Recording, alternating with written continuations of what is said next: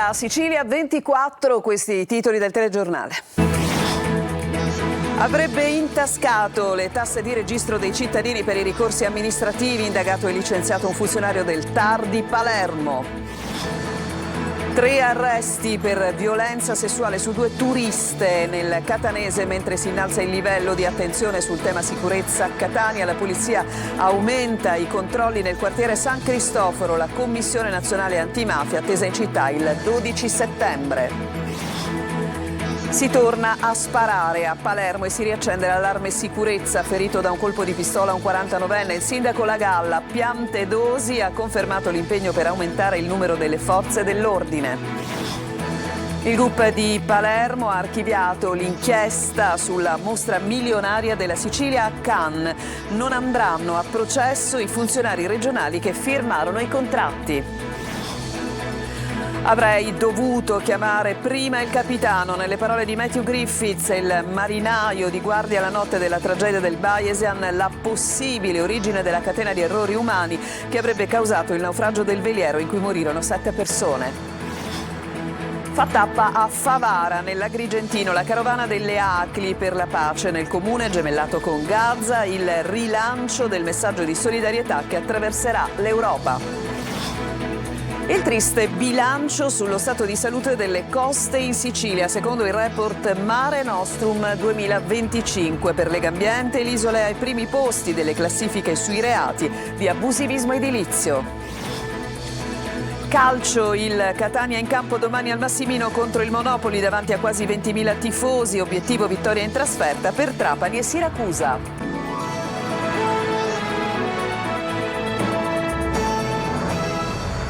Ancora ben trovati. Un funzionario del TAR di Palermo è accusato di aver intascato le tasse di registro che cittadini e avvocati pagano per i ricorsi amministrativi. Per lui è scattato il licenziamento e adesso è indagato dalla Procura Penale ma anche dalla Corte dei Conti. Manlio Viola. C'è un buco nelle casse del TAR della Sicilia, un buco nei conti delle tasse che vengono pagate dai cittadini per presentare ricorso al Tribunale amministrativo. Si tratta di importi che vanno da 300 a 6.000 euro per ogni ricorso presentato a seconda del valore del contenzioso, soldi che però nelle casse del TAR non ci sarebbero. La scoperta è stata fatta dagli stessi giudici amministrativi dopo il passaggio di consegne alla guida dell'ufficio che si occupa di questi incassi. La vicenda è stata scoperta qualche tempo fa, ma era rimasta sotto silenzio fino ad adesso. Ora emerge dopo che il Tribunale amministrativo ha licenziato con il sospetto di essersi appropriato di quelle somme il più anziano dipendente. Mauro Basile, cancelliere esperto e considerato un punto di riferimento da tutti, si è visto notificare il provvedimento di licenziamento al culmine di un procedimento disciplinare a suo carico durato qualche mese e adesso c'è anche una indagine della Procura distrettuale ed una seconda indagine della Corte dei Conti a suo carico. Le verifiche sono state delegate da entrambi alla Guardia di Finanza.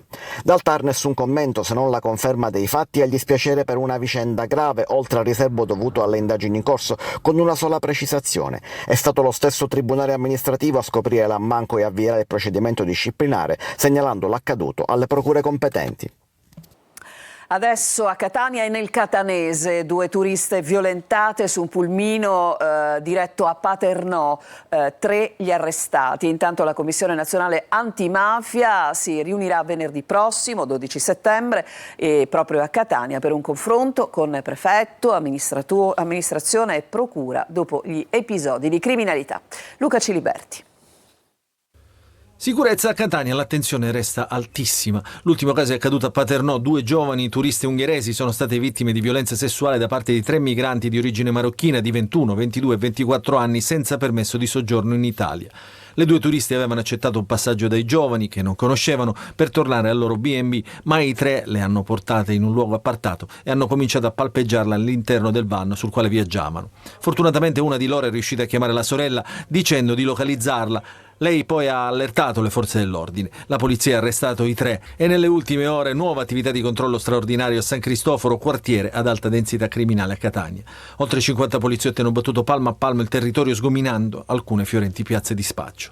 Alla luce dei recenti fatti di cronaca, sparatorie notturne, violenze di gruppo e non ultimi 2 omicidi in pochi mesi per mano di 2 parcheggiatori abusivi, venerdì prossimo si riunirà a Catania la Commissione Nazionale Antimafia. È fondamentale che lo Stato faccia sentire la propria vicinanza ai cittadini catanesi, con fermezza e soprattutto con atti concreti. E la Commissione antimafia sarà qui per ascoltare, approfondire e dare un segnale forte di presenza alle istituzioni. La Commissione, come ha già fatto altre volte, si adopererà per cercare di dare un contributo e per esercitare le proprie prerogative volte appunto ad approfondire ma anche a rassicurare il contesto sociale. Dai primi esiti dell'autopsia disposta sul cadavere di Alessandro Indurre emerge che il quarantenne è stato ucciso da una coltellata scagliata al culmine della lite con il parcheggiatore abusivo etiope conosciuto nel quartiere come Thomas all'interno dell'area di sosta della MTS di Corso Sicilia. E si riaccende il problema sicurezza ancora una volta a Palermo. Dopo l'ennesimo episodio di spari c'è anche stato un ferito nel quartiere di Ballarò. Intanto il sindaco Lagalla ha ribadito la conferma da parte del ministro dell'Interno di voler rafforzare il numero degli agenti, quindi delle forze dell'ordine nella città. Ma sentiamo.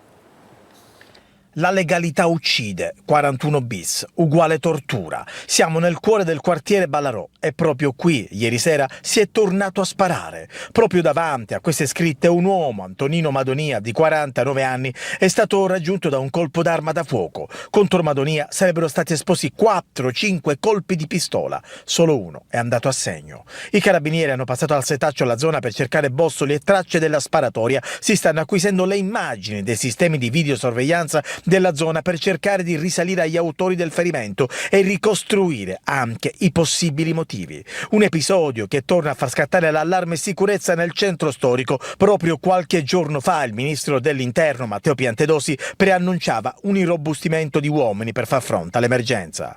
Ha confermato l'impegno del Ministero a irrobustire le fila delle forze dell'ordine che operano a Palermo.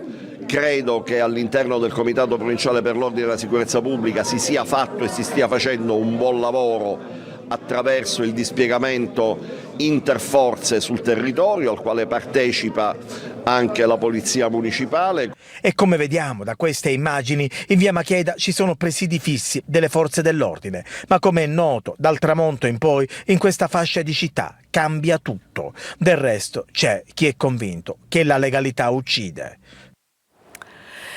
Archiviata l'inchiesta sulla mostra milionaria della Sicilia a Cannes. Niente processo dunque per i funzionari regionali che firmarono i contratti da 3.700.000 euro in 3 anni, nonostante il TAR avesse deliberato che quell'affidamento senza gara fosse illegittimo. Sentiamo Manlio Viola. Non ci sarà nessun processo penale per lo scandalo della mostra milionaria della Sicilia a Cannes. Nonostante l'incarico da 3.700.000 euro affidato alla società del Lussemburgo Absolute Blue fosse illegittimo, così come sentenziato dal TAR il 9 marzo del 2024 con decisione passata in giudicato ad aprile, questa illegittimità non costituisce però un reato di natura penale. Lo ha deciso il GIP di Palermo Patrizia Ferro, che ha archiviato l'inchiesta considerando le prove acquisite non sufficienti a portare ad un processo. Archiviazione quindi per Lucia Di Fattaldo, la dirigente generale del turismo, per Calogero Franco Fazio, il dirigente che firmò il contratto da 3.700.000 euro, per Nicola Tarantino, responsabile della Sicilia Film Commission. L'archiviazione sul fronte penale era un fatto atteso da tempo ormai. La Procura europea, che aveva ricevuto la segnalazione del TAR e indagando su questi fatti aveva riscontrato la difficoltà a provare un reato e trasmesso a sua volta gli atti alla Procura di Palermo per approfondire altri aspetti emersi durante l'inchiesta ma non legati direttamente alla mostra di Cannes. Aspetti quindi di non competenza della EPPO. Da lì hanno avuto origine altre 2 inchieste, in particolare i filoni che hanno portato all'indagine sul presidente dell'ARS Gaetano Calvagno e sul suo entourage, e a quella per i contributi dell'assessorato al turismo, intanto transitato sotto la guida dell'assessore Elvira Amata. Quest'ultima è stata ascoltata dagli inquirenti appena l'altro ieri, a distanza di 2 mesi dall'avviso di conclusione indagini, e ora si attendono le decisioni della Procura sull'eventuale richiesta di rinvio a giudizio ed a seguire quelle del GIP anche su questi altri 2 filoni di indagine. Una città segnata dalla criminalità minorile ma anche da storie di vera rinascita. Andiamo a Gela, dove il procuratore cosentino lancia un allarme. Troppi adolescenti scelgono la strada sbagliata. Sentiamo Gerry Italia. Senso di impunità e voglia di soldi facili legati allo spaccio e al consumo di droga. Gela, cuore del Nisseno, resta terreno fertile per una delinquenza minorile che non arretra. A denunciarlo il procuratore per i minori Rocco Cosentino dopo l'arresto dei 2 giovanissimi responsabili della spaccata in pieno centro storico a Gela ai danni di una gioielleria. Per la procura per i minorenni non è un caso isolato, ma il riflesso di un fenomeno radicato. Ragazzi poco più che adolescenti che scelgono la violenza per sentirsi forti, spesso cresciuti in contesti familiari fragili, quasi sempre lasciati soli. Per descriverli Cosentino usa un paragone forte, arancia meccanica, episodi segnati da ferocia e spettacolarità che ricordano un'estetica di violenza cieca. Eppure dietro questi gesti brutali ci sono storie di fragilità. Nel 99% dei casi, spiega il procuratore, i reati nascono dentro le mura domestiche dove mancano guida e sostegno, ambienti che generano devianza più che alternative. Il 99%, ribadisco, questo numero delle responsabilità per i problemi che affliggono i giovani è da ricondursi alla famiglia. È da dire però che se molte volte per la nostra esperienza quotidiana è vero che la famiglia trascura i giovani, però anche è vero che ci sono dei casi positivi, cioè che fanno ben sperare nel futuro. Molte volte i primi che denunciano le malefatte dei propri figli sono i genitori. Ma non è tutto buio, esistono giovani che hanno scelto di ribellarsi a questo destino, percorsi di recupero che dimostrano come cambiare sia possibile. Nel 50-60% dei casi gli utenti, diciamo così, minori del nostro servizio a tutela, loro tutela, non si fanno più rivedere presso i nostri uffici. Ciò che vuol dire che non delinquono più, ciò che vuol dire che la famiglia ha trovato il punto giusto nella tutela del minore. Un segnale positivo arriva anche dai numeri. Dal 2021 a oggi i reati commessi dai minori nel Nisseno sono diminuiti di oltre il 30%, un'inversione di tendenza che mostra come il futuro di Gela e dei suoi ragazzi non sia scritto, ma ancora tutto da costruire. Adesso torniamo alla tragedia del Bayesian. La tempesta che era in arrivo sarebbe stata sottovalutata, è quanto emerge dalla ricostruzione fatta dal marinaio di guardia tra gli indagati per il naufragio che un anno fa costò la vita a 7 persone. Emanuela Corsi. 2 inchieste aperte, 7 morti, 3 indagati e una causa ancora da accertare. A un anno dal naufragio del Bayesian nella rada di Porticello emergono nuovi dettagli di quella notte costata la vita, tra gli altri, anche al magnate britannico Mike Lynch, proprietario del veliero. A fornirli è il marinaio di guardia Matthew Griffiths, indagato per naufragio colposo e omicidio plurimo colposo assieme al comandante e all'ufficiale di macchina. Per tutta la notte ho visto che la tempesta stava arrivando verso di noi, avrebbe detto il marinaio alla procura di Termini Imerese alla guardia costiera. Era lui. Fino alle 4 non mi ero preoccupato.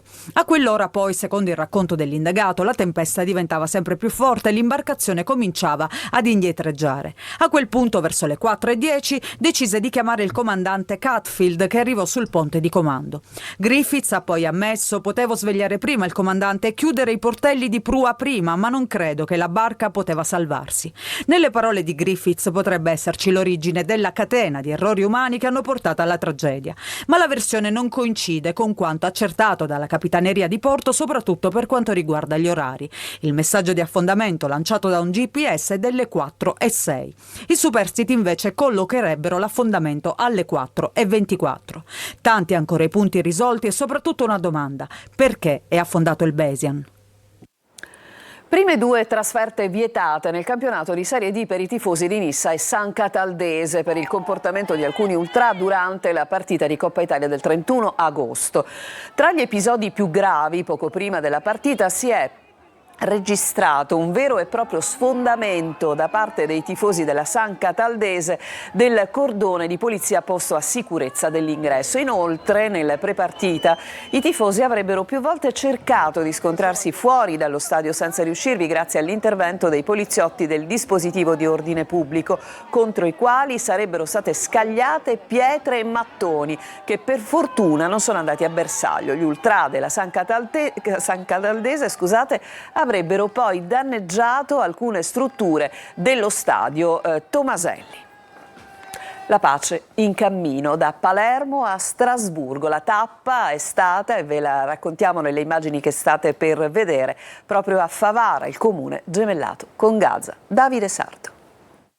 La pace come strada da percorrere insieme. Ha fatto tappa a Favara la carovana delle Acli, partita da Palermo il 2 settembre per un lungo viaggio che attraverserà l'Italia fino a Strasburgo. Nella sede del comune, gemellato con Gaza, il focus è stato sul valore del lavoro sociale e culturale che negli anni ha trasformato luoghi di marginalità in spazi di comunità e solidarietà. In un tempo segnato dalle guerre in Medio Oriente e in Ucraina, che continuano a lacerare popoli e coscienze, il messaggio è chiaro: la pace non è un sogno astratto, ma una responsabilità condivisa. Parte da Favara questo grande messaggio di pace che si unisce alle 50 tappe che le Acli hanno programmato. Partecipiamo tutti a questa carovana che si muove, questo è un messaggio veramente che deve andare nel cuore di tutti quanti, nel cuore dei cittadini, ma che deve arrivare principalmente nel cuore dei potenti perché questa pace possa trionfare. La carovana proseguirà in Sicilia con le tappe di Siracusa e Catania. Proprio nel capoluogo etneo sarà presente l'arcivescovo Luigi Renna per sottolineare la dimensione etica e comunitaria del cammino di pace. Un messaggio che parte dal sud e viaggia verso l'Europa. Costruire la pace è possibile, ma solo se diventa impegno quotidiano di tutti. Adesso ci fermiamo, c'è una pausa, vi aspetto per un report, devo dire purtroppo non edificante, di Legambiente che riguarda le nostre coste. A tra poco.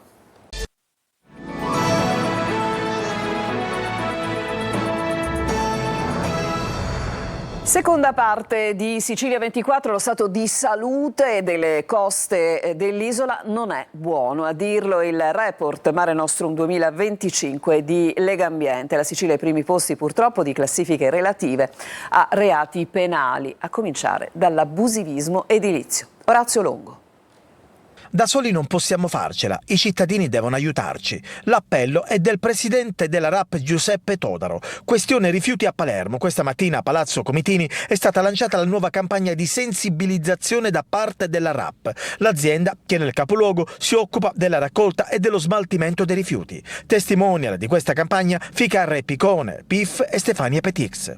Da soli questo è il messaggio, non ce la potremo fare mai, perché questo è una comunità prevede che ci sia noi non dobbiamo fare un impianto, lo montiamo e ce ne andiamo, noi dobbiamo collaborare con i cittadini ogni giorno ed è ormai, ho una certezza dimostrabile, verificabile, certificabile che la RAP potrà diventare la migliore azienda al mondo, ma mai potrà tenere una città pulita se non collaboriamo tutti insieme. Io mi rifiuto non è solo uno slogan, ma un invito a tutti i cittadini a rifiutarsi di sporcare, di voltarsi dall'altra parte, di arrendersi al degrado e ad amare davvero Palermo, aiutando concretamente la RAP a riportare decoro e dignità in ogni angolo della città. Di aggiungere un altro passo all'evoluzione, che per forza, perché l'evoluzione civica e civile non si può fermare. Noi abbiamo voluto aggiungere un altro passo con tutti quanti per mettere come testimonianza anche il fatto che noi ce la dobbiamo mettere tutta, perché noi siamo sempre bravi a dire gli altri, però se noi nel nostro piccolo facciamo quello che è giusto fare, diceva Pino Caruso, non buttiamo la città per terra. E se noi collaboriamo a non buttare la città per terra diventa bellissima, più bella di quella che è. Alla RAP sono in arrivo nuovi mezzi, sono previste nuove assunzioni e sono già attive fototrappole contro gli incivili che abbandonano i rifiuti per strada. Quello che avete visto era il servizio relativo alla nuova campagna della RAP con Ficarra e Picone. Il servizio era del collega Marco Gullà. Adesso vediamolo invece quello che riguarda il report di Legambiente su Mare Nostrum 2025. Orazio Longo. Da Mare Nostrum, come dicevano i romani 2000 anni fa, a Mare Monstrum, come dice Legambiente oggi, nel report 2025 che racconta lo stato di salute delle coste italiane. Cemento illegale, inquinamento, pesca di frodo e violazioni del codice di navigazione. Il 2024 è stato, secondo l'associazione, un annus horribilis per i mari italiani. La Sicilia spicca nelle prime posizioni per gli illeciti penali, seconda dietro alla Campania con 3.155 casi. Numeri alti per l'abusivismo edilizio di costiera che nella nostra isola contato 1.180 reati, l'11,4% del totale nazionale. In merito alle demolizioni, tra i comuni citati nel report c'è quello di Carini, in provincia di Palermo, che ha portato alla pronuncia della Corte Costituzionale, respingente le questioni di legittimità sollevate dal CGA e confermante la normativa siciliana che vieta l'edificabilità della fascia di 150 metri dalla battigia.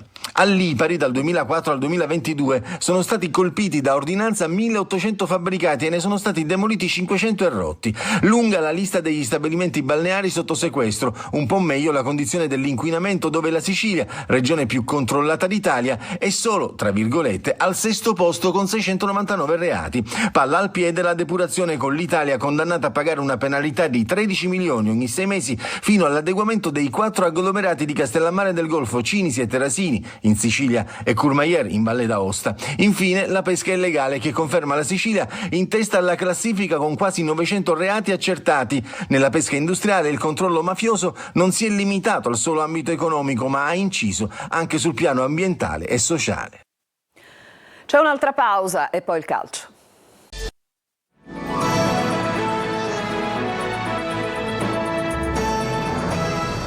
Siamo al calcio, vigilia di campionato per il Catania che domani sera affronterà il Monopoli e i rossazzurri sono reduci, lo ricordiamo, da 2 vittorie consecutive, non vogliono fermarsi a trascinarli un Massimino che si preannuncia stracolmo. Francesco Triolo. 2 vittorie consecutive, l'affidabilità della difesa, la solidità mostrata nell'ultima partita di Cava dei Tirreni. Il Catania però adesso è chiamato ad un'ulteriore conferma. Al Massimino domani sera arriva il Monopoli ed è già una delle partite più attese, una di quelle più insidiose di questo avvio di campionato per la squadra di Mimmo Toscano. Tecnico che dovrebbe confermare la stessa formazione che ha conquistato 2 vittorie consecutive, dando un segnale importante al campionato, ma prima di tutto al suo stesso ambiente. E infatti il Massimino sarà stracolmo, pronto a trascinare i rossazzurri. Noi dobbiamo essere concentrati e rimanere concentrati su noi stessi, fare le cose per bene, la cosa più importante, le cose che sappiamo fare, avere sempre la percezione del pericolo. Rispetto alla vittoria di Siracusa, i pugliesi avranno a disposizione in più anche Giovanni Volpe, arrivato in prestito dal Catanzaro, e da ultimo Riccardo Calcagni, centrocampista classe 94, tesserato in chiusura di mercato dal Novara. È una squadra che la passata stagione ha fatto un ottimo campionato, lo vuole ripetere, quindi le insidie di una gara ci sono tutte. Noi dobbiamo essere pronti, carichi, ed essere pronti soprattutto a quelle che potrebbero essere le situazioni da sfruttare noi e limitare le loro. Calcio d'inizio alle 20:30 su Telecolor, confermato l'appuntamento con diretta stadio, 3 ore live dal Massimino con il racconto del match di Angelo Patanè, Carlo Breve e Marco Carli, le interviste ai protagonisti in anteprima nel post gara, le analisi dei nostri inviati e in studio i messaggi WhatsApp, risultati e classifiche, in più i contributi social e il live streaming su siciliaweb.it. Andiamo a Trapani e Siracusa, attese da 2 trasferte durante il fine settimana. Il Trapani giocherà domani alle 17:50, affronterà il Sorrento sul neutro di Potenza e il Siracusa, rinforzatasi dopo gli ultimi acquisti, domenica alle 20:30 andrà a far visita all'Audace Cerignola. Franco Cammarasana. Il Trapani per la conferma, il Siracusa per il riscatto. Obiettivo comune è un risultato positivo. Sarebbe il terzo per il Trapani dopo il pari di Casarano e la vittoria sul Latina. Primi punti invece per il Siracusa dopo il ritorno in Serie C a seguito delle sconfitte contro Salernitana e Monopoli. Entrambe in trasferta alle 2 siciliane. Il Trapani contro il Sorrento si gioca domani pomeriggio alle 17:30 al Viviani di Potenza, visto che il vecchio Campo Italia, tanto caro al comandante Achille Lauro, è ancora alle prese con la ristrutturazione. Per l'occasione Aronica potrà disporre degli ultimi arrivati Stramaccioni e Palmieri, anche se si va verso la conferma dell'11 sceso in campo contro il Latina. Assenti l'infortunato Nicoli e l'altro difensore Andrei Motok, impegnato stasera con la nazionale della Moldova contro Israele nelle qualificazioni per i prossimi mondiali. Sicuramente delle novità nel Siracusa, che domenica sera alle 20:30 va a far visita all'Audace Cerignola. Il tecnico Turati avrà a disposizione un organico più completo dopo gli arrivi di Pacciardi, Fresen, Cancellieri, Silla e Parigini, quest'ultimo venuto a dare manforte ad un attacco privato di Juan Ignacio Molina, procuratosi la frattura di un menisco nel suo primo allenamento a Siracusa. Compito non facile per Turati scegliere un 11 in un cantiere che in settimana ha cercato di assemblare, facendo leva sui nuovi arrivati, alcuni dei quali però con una dote non indifferente di esperienza.